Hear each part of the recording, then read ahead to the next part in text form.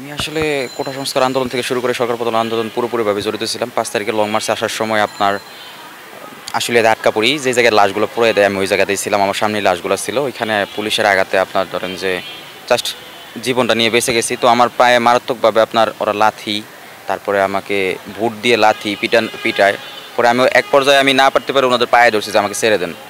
পরেও লাথি মেথি দিয়ে আমাকে আদামর করে ছেড়ে দিয়েছে। পরে আমার পায়ে ৩টা ফ্র্যাকচার হয়েছিল। ওই ফ্র্যাকচারগুলো থেকে আস্তে আস্তে ওটা প্লাস্টার ছিল, প্লাস্টার থেকে আস্তে আস্তে ইনফেকশন হয়ে গেছিলো। ইনফেকশন হয়ে আমার প্রায়ের আপনার হাড়ে ইনফেকশন চলে গিয়েছিলো। তো ওইখান থেকে আমাকে 2.1 ইঞ্চি হাড় কেটে ফেলতে হয়েছে। এমনকি ওইখানে এখনও হাড় হিসাবে আমার রিপ্লেসমেন্ট আছে বোন সিমেন্ট দেওয়া, যেটা হলো মাল্টিপ্লাস্টিক, এটা দেওয়া আছে। আমাকে এই ক্ষতটা আজীবন বয়ে বেড়াতে হবে।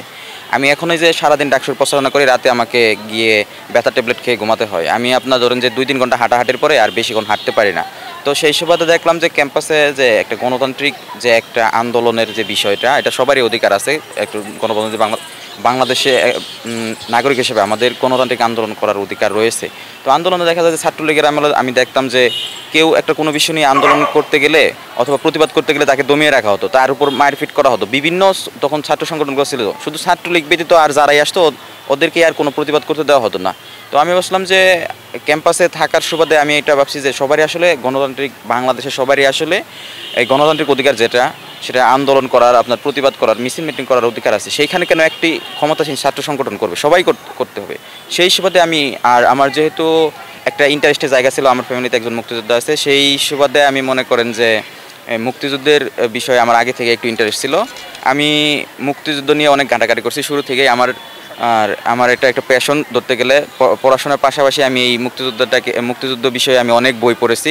তো দেখলাম যে আমার আসলে এটাতে ইন্টারেস্ট, স্বাধীন বাংলাদেশের মুক্তিযুদ্ধ কীভাবে হয়েছে, কীভাবে কে কার কী অবদান, তারপরে এবং গণতান্ত্রিক আন্দোলন, যেহেতু 24-এর আন্দোলন আমি জড়িত ছিলাম, সেই সুবাদে আমি আমার একটা ধরেন যে পথটা আমি বেছে নিয়েছি যে আমার জন্য যেটা পারফেক্ট হয় সেটা হলো মুক্তিযুদ্ধ গণতান্ত্রিক আন্দোলন।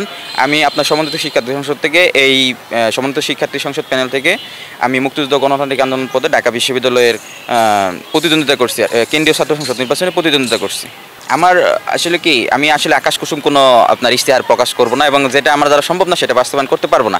কারণ এখানে তো আমি প্রশাসনকে বাধ্য করতে পারবো, আমি তো নিজে করে দিতে পারবো না। সেটা আমি প্রশাসনকে যে বিষয়ে বাধ্য করতে পারবো আমার ইশতেহারে আমি তুলে ধরছি। আমার ইশতেহার এক হলো যে 1971 সালের মুক্তিযুদ্ধ এবং 24 সালের গণঅভ্যুত্থান এবং বিভিন্ন আন্দোলন বিষয়ে যাতে কোনো বিশেষ গোষ্ঠী এটাকে ধামাচাপা দিতে না পারে এবং এটার ইতিহাসকে বিকৃত করতে না পারে, এটা আমার প্রথম ইশতেহার।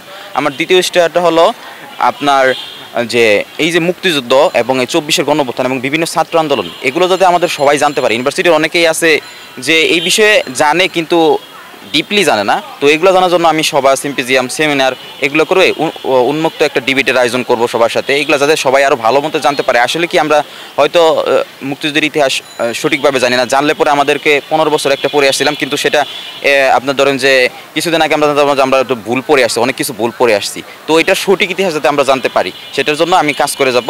আর তৃতীয়ত ইশতেহার হচ্ছে আমার যে রাজু ভাস্কর্যে যে বিভিন্ন সময় আপনার ধরেন যে বিভিন্ন জায়গা থেকে, যেমন কিছু হলে রাজু ভাস্কর্যে আপনার বাইরে থেকে আইসা, বাইরের বিভিন্ন প্রতিষ্ঠান থেকে আইসা, বাইরের লোক এসে রাজু ভাস্কর্যে এসে আপনার আন্দোলন শুরু করে দেয়, যার জন্য আমাদের সেন্ট্রাল লাইব্রেরিতে যারা আছে মিটিং সমাবেশ করে, সেন্ট্রাল লাইব্রেরি যারা আছে পড়াশোনা করতে ব্যাপক শব্দ দূষণ হয়, যার জন্য ওদের পড়াশোনা করতে সমস্যা হয়। আমি এটার একটা কার্যকরী সমাধান দেব, সমাধান নিশ্চিত করার জন্য কাজ করে যাবার। দ্বিতীয়ত হলো এই শব্দ দূষণের ফলে আমার শামচুন্নাহার হলের যে শিক্ষার্থীরা আছে, রোকেয়া হলের যে শিক্ষার্থীরা আছে, তাদেরও মানে ওনারা আরও বেশি ফেস করেন এটা। তার জন্য আমি ওনাদের এই শব্দ দূষণ থেকে রক্ষা করতে আমি একটা কার্যকর পদক্ষেপের দিকে আগাবো। এটা আমার হলো তৃতীয় ইশতেহার। চতুর্থ ইশতেহারে হচ্ছে আমার ডাকসুর যে একটা আগে ডাকসু সংগ্রহশালা ছিল, এখন জুলাই সংগ্রহশালা, এটাকে আরও সম্প্রসারণ করবো। এটাকে যাতে 1971 সালের এটা একটা 1971 সালের মুক্তিযুদ্ধের যে আপনার উপকরণগুলো রয়েছে, 24-এর যে আপনার স্মৃতিগুলো রয়েছে, সেগুলো আমি আরও ভালো মতো সংরক্ষণ করবো এবং সম্প্রসারণ করবো। আর আমার পঞ্চম ইশতেহারে রয়েছে যে আমাদের শহীদ মিনারে যে একটা শহীদ মিনারের পাশে আমাদের আছে আইন অনুষদ এবং আরও অনেক ডিপার্টমেন্ট আছে। এগুলোর ধরেন যে শহীদ মিনারে আপনার প্রতিদিনই একটা উচ্চ শব্দে মাইক বাজিয়ে আপনার বিভিন্ন সভা সমাবেশ হয়। আমি এটা বিশ্ববিদ্যালয় কর্তৃপক্ষের মাধ্যমে সিটি কর্পোরেশন অথবা ডিএমপিতে আমি আপনার ধরেন যে একটা কার্যকরী সমাধান নিয়ে আসার চেষ্টা করব। সেটা হলো যাতে ওইখানে একটা শব্দ দূষণের একটা লিমিট থাকে, শব্দ আমি আপনার মাইক ব্যবহার করছি, বক্স ব্যবহার করছি, একটা টাইম থাকে অথবা একটা লিমিটেশন থাকে যে এত ভোল্টেজের উপর আমি ব্যবহার করতে পারবো না, এটার জন্য একটা কার্যকরী সমাধান। আর আমার ষষ্ঠ এই পর্যন্ত আমার ইশতেহার আর কি।